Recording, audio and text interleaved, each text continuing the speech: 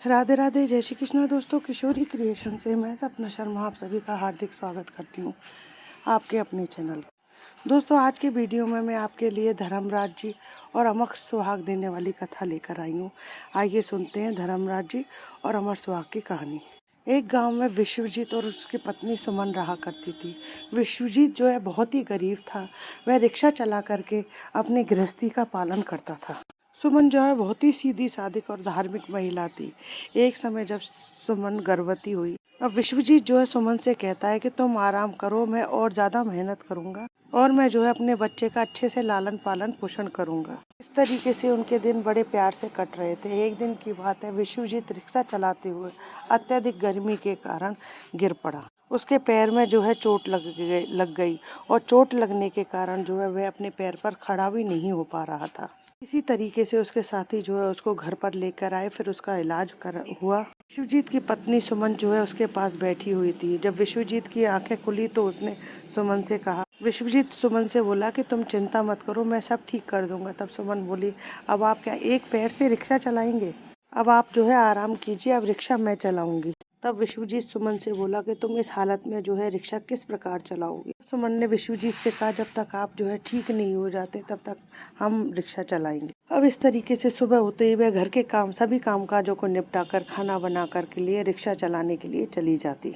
अब एक दिन चित्रगुप्त ने जो है धर्मराज जी से कहा कि प्रभु, अब यह विश्वजीत का आज अंतिम दिन है और विश्वजीत जो है बहुत ही पुण्य आत्मा, उसे लाने के लिए कौन जाएगा? इस पर धर्मराज जी ने चित्रगुप्त जी से कहा कि चित्रगुप्त जी, बहुत दिन हो गए हैं, आज उसे धरती पर लेने के लिए मैं ही जाता हूँ।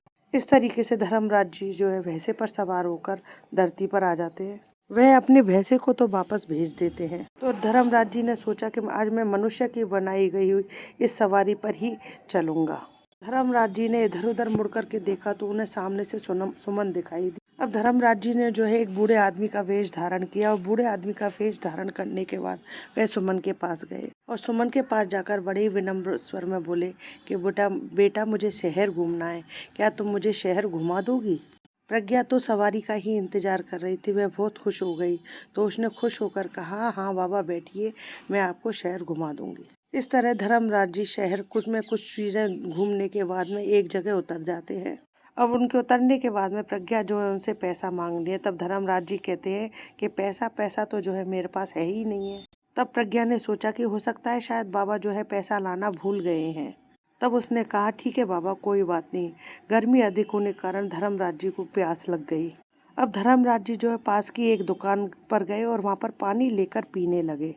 अब दुकानदार ने जो है पानी के बदले में पैसा मांगा। तब धर्मराज जी बोले, पैसा तो जो है मेरे पास है ही नहीं है। सुमन को जो है इस बूढ़े आदमी पर बहुत दया आई और उसने पास आकर के अपने पल्लू में से 10 रुपए निकाल करके उस दुकानदार को पानी के पैसे दिए। मात्र पूरे दिन की जो कमाई 10 रुपए उसने उस पानी वाले को दे दी। यह बाबा की पानी का पैसा है, यह कहकर उसने दुकानदार को पैसे दिए। अब धर्मराज जी जो है सुमन के स्वभाव को देख करके बहुत प्रसन्न हुए। धर्मराज जी सुमन से बोले, बेटा तुम बहुत नेक दिल इंसान हो, तो इसलिए मैं तुम्हें जो है अमर सुहाग का आशीर्वाद देता हूँ। इतना कहकर धर्मराज जी जो है वहाँ से चल दिए।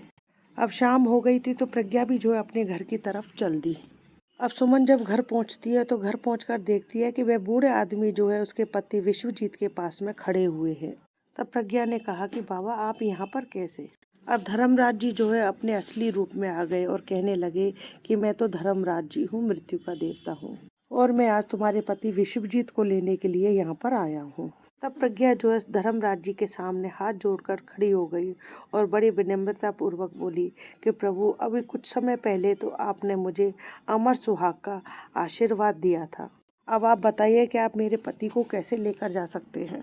तभी धर्मराज जी को सुमन को दिए हुए अपने आशीर्वाद का ध्यान आया। तब धर्मराज जी जो है सुमन से बोले कि बेटा, तुम बहुत नेक कर्म करके जो है अपने सुहाग की रक्षा कर रही हो। धर्मराज जी जो है सुमन से बोले कि बेटा, तुमने अपने नेक दिली और अपने नेक कर्मों से जो है अपने सुहाग की रक्षा की है। तुम्हारे पति को जो है कैसे कुछ हो सकता है? अब धर्मराज जी जो है उन दोनों पर प्रसन्न हो गए और उन्होंने विश्वजीत को बिल्कुल पहले की तरह स्वस्थ कर दिया और धर्मराज जी ने जो है प्रज्ञा का घर अन्न धन से भर दिया और उन दोनों को सुखी जीवन जीने का आशीर्वाद देकर के अंतर्ध्यान हो गए। विश्वजीत और सुमन जो है बहुत प्रसन्न हुए और उन्होंने धर्मराज जी की जय जयकार करी। अब दोनों पति पत्नियों ने प्रण लिया कि उनके कोई संतान हो जाएगी तो वह धर्मराज जी के मंदिर अवश्य जाएंगे, क्योंकि जिसके प्राणों की रक्षा जो है स्वयं धर्मराज करे तो उसका तो कोई बाल भी बांका नहीं कर सकता। हे धर्मराज जी, जिस प्रकार आपने सुमन को अमर सुहाग का आशीर्वाद दिया, वैसे ही आप जो है ये आशीर्वाद अपने सभी भक्तों को देना। धर्मराज भगवान की जय। दोस्तों, यदि आपको मेरा ये वीडियो पसंद आए तो प्लीज़ मेरे वीडियो को ज़्यादा से ज़्यादा लाइक और शेयर करें। यदि आप मेरे चैनल पर नए हैं तो चैनल को सब्सक्राइब करना ना भूलें। पास ही में बेल आइकन को दबाएं, जिससे मेरे आने वाले हर नए वीडियो का नोटिफिकेशन आपको मिल जाए। जय श्री कृष्ण दोस्तों।